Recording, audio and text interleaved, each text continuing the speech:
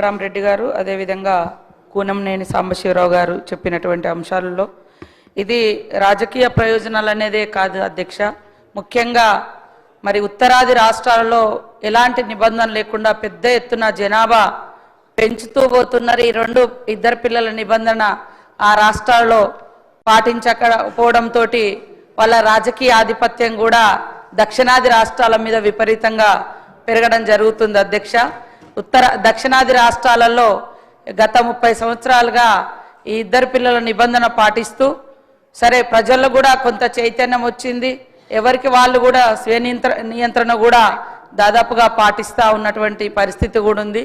ఈ క్రమంలో పూర్తిగా జనాభా పెరుగుదల అనేది పడిపోతే ఓల్డ్ ఏజ్ వాళ్ళ సంఖ్య పెరిగి మరి నెక్స్ట్ జనరేషన్ అనేది కూడా మరి చాలా లో అయిపోతే కూడా ఇబ్బందికరమైన సిచ్యువేషన్ ఉంటుంది. సమాజ అభివృద్ధిని కూడా మనం కొనసాగించుకోవాల్సిన అవసరం ఉంది కాబట్టి ఇలాంటి నిర్ణయం తీసుకోవడం జరిగింది.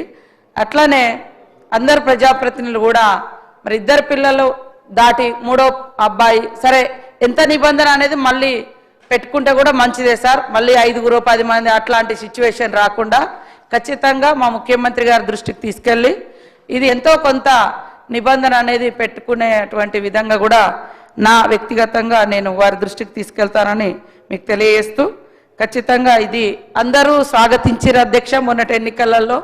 అదేవిధంగా జనాభా మన రాష్ట్ర పరిణామానికి దానికి అనుగుణంగా వనరులకు అనుగుణంగా కొంత ఇంక్రీజ్ చేసుకుంటే కూడా బాగుంటుంది అనేది ఉద్దేశంతో ఈరోజు ఈ యొక్క చట్టాన్ని పెట్టడం జరిగింది.